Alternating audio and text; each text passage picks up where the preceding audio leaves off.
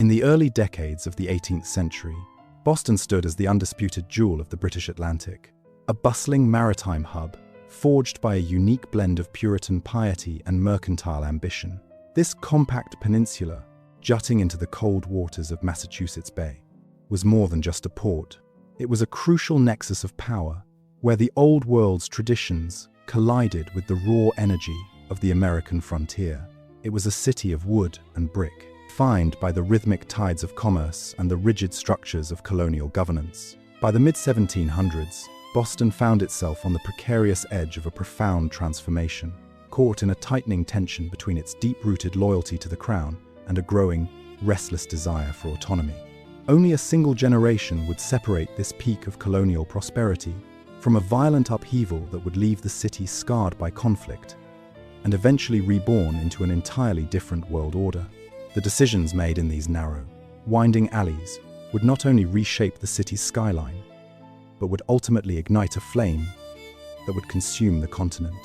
In this exploration, we utilize modern visual tools alongside original maps, sketches, and 18th century engravings to reconstruct Boston exactly as it once stood, moving through spaces in ways that the original artists and cartographers could never have imagined. Our objective is not merely to observe the past from a distance, but to step inside it, to navigate the docks, the bustling markets, and the quiet residential squares as they existed 3 centuries ago. We will move through the shadows of buildings that have long since vanished and stand in the light of steeples that still watch over the city today. And if you stay with us until the end, we will return to these very same locations in the present day to see what time has erased, what it has buried, and what still remarkably remains as a witness to this formative century. The story of 1700s Boston begins with the geography of the Shawmut Peninsula itself, a jagged piece of land connected to the mainland by only a narrow strip of earth known as the Neck. In the early 1700s, this was a world dominated by the sea. To understand the city, one must first understand its relationship with the water. The harbor was the city's front door, and the Long Wharf, completed around 1715, was its grand hallway, stretching nearly half a mile into the deep water. It was a massive wooden structure lined with warehouses and shops, allowing the largest ships in the British fleet to dock and unload their riches directly into the heart of the town. As we move along the waterfront, the air is thick with the smell of salt, pine tar, and exotic spices from the West Indies.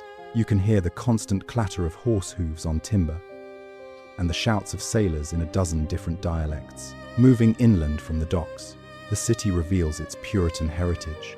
The streets are not the grand, planned boulevards of London or Paris. They are organic, following the original cowpaths and shoreline of the 1600s. The North End is the city's most densely populated quarter, a maze of timber-framed houses with overhanging jetties that nearly meet above the narrow lanes. Here, the elite merchants live side by side with the tradesmen who fuel their wealth.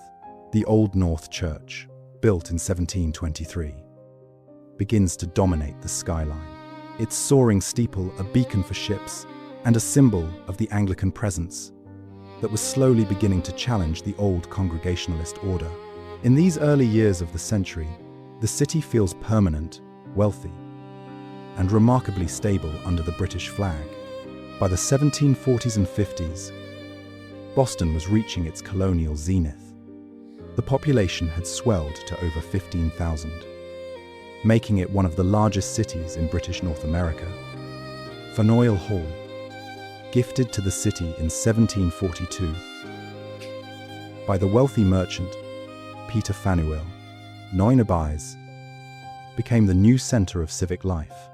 Imagine the ground floor filled with the chaos of a public market, butchers, produce sellers, and fishmongers competing for attention, while in the hall above, the town's freeholders gathered to debate the local laws. This building was the heartbeat of the city's commerce and its politics, a place where the interests of the crown and the interests of the local populace were still, for the most part, aligned. The wealth of the city was reflected in the new Georgian architecture appearing in the South End and near Beacon Hill. Stately brick mansions with symmetrical windows and grand entryways began to replace the older, haphazard wooden structures. The seeds of friction were being sown. The city was a pressure cooker of competing interests. On one hand, you had the royal governor and his circle, representing the absolute authority of King George. On the other, a growing class of educated professionals and rugged laborers who viewed themselves as Englishmen with specific, unalienable rights. The taverns of Boston became the laboratories of this new thinking. The Green Dragon Tavern, tucked away in the North End, earned its reputation as the headquarters of the Revolution. Within its dimly lit, smoke-filled rooms, groups like the Sons of Liberty began to meet. These weren't just gatherings of disgruntled men. They were organized political machines. They discussed the latest pamphlets from Europe, the rising taxes on molasses and paper, and the increasingly heavy hand of the British military.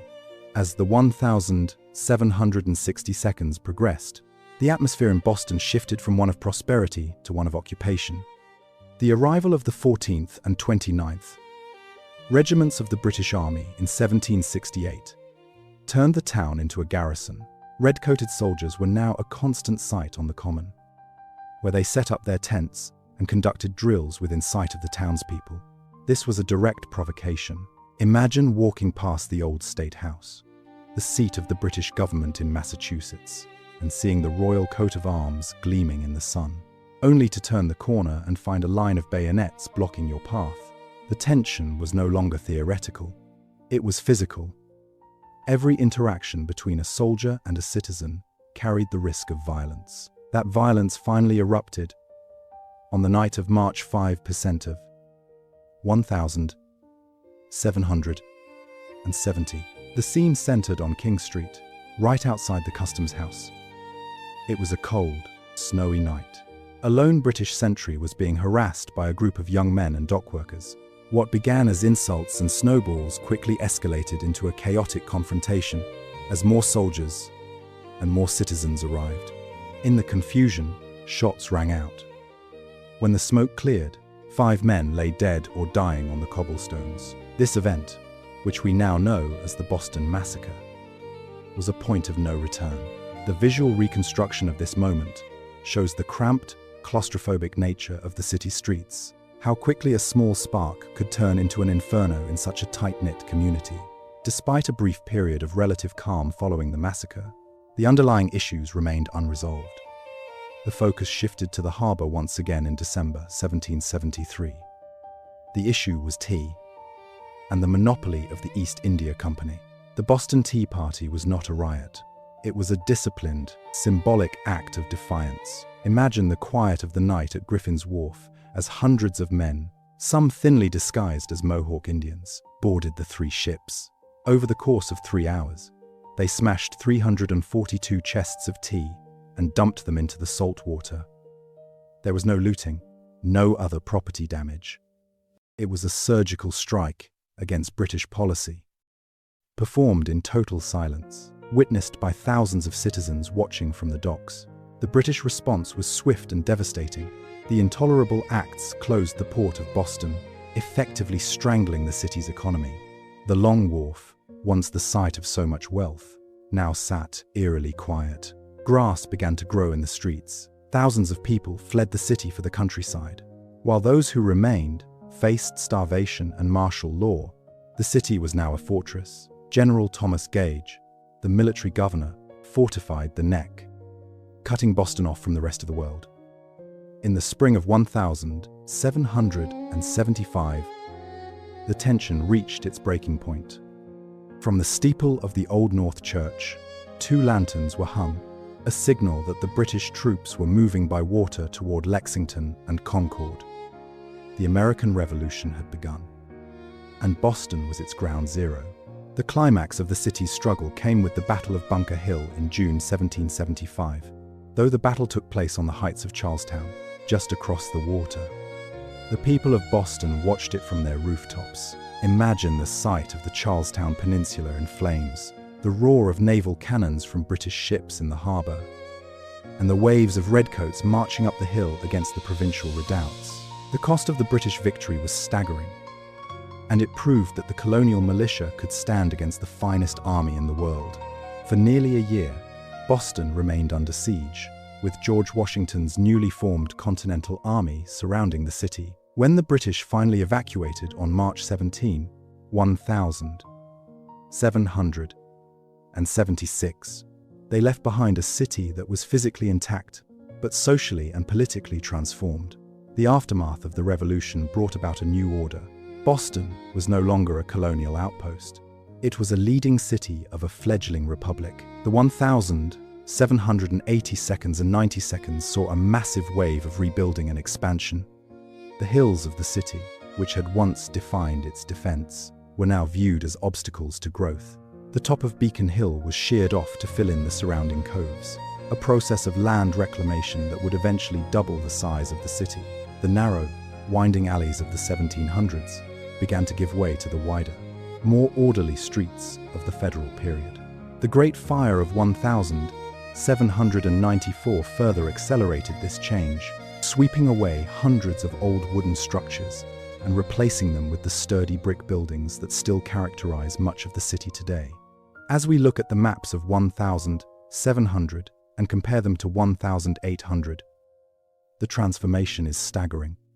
The jagged, organic peninsula had become a more structured, confident urban center. But the soul of the city remained in its landmarks. The old State House, once the symbol of royal power, was now the site of the state legislature. Faneuil Hall was expanded by Charles Bulfinch to meet the needs of a growing population. The legacy of the 1700s was etched into the very stones of these buildings, a century defined by the struggle to define what it meant to be a community, a people, and eventually, a nation. Now, we bring our journey into the present day to see what has survived the march of time. If we stand today at the site of the Long Wharf, we find ourselves surrounded by modern skyscrapers and the concrete of the Big Dig. Yet the ghost of the 1715 structure still dictates the path of the water. The harbor has been pushed back hundreds of yards by centuries of landfill, but the historical marker of the massacre remains on State Street, directly in the shadow of the old State House. It is a jarring experience to stand on the modern, level ground of the financial district and realize that 300 years ago, you would have been standing on a steep hillside or submerged in the freezing waters of a tidal cove. In the north end, the past feels much closer.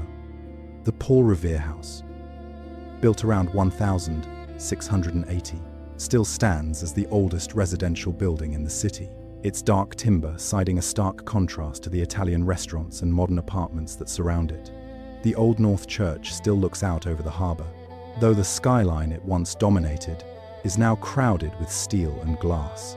To walk the Freedom Trail today is to walk a path through the 1700s, but it requires a constant mental effort to look past the modern world and see the city of wood, the smell of the sea, and the weight of the revolution that once occupied this space. Boston is a city that builds upon itself, layer by layer. The 1700s provided the foundation, not just in terms of architecture, but in terms of identity. The debates in Faneuil Hall and the meetings in the Green Dragon Tavern created a political culture that still defines the city today. It is a place that honors its history while constantly reinventing itself. The narrow lanes of the North End are a physical reminder that the past is never truly gone. It is simply the ground upon which the present is built. As we conclude our reconstruction, we are left with a sense of the immense scale of change that occurred in just 100 years.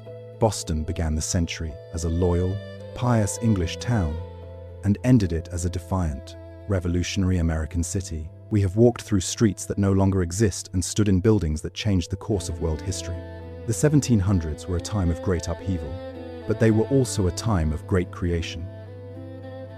We hope this journey through the 18th century has provided a new perspective on the streets you may walk every day. History is not just a collection of dates and names.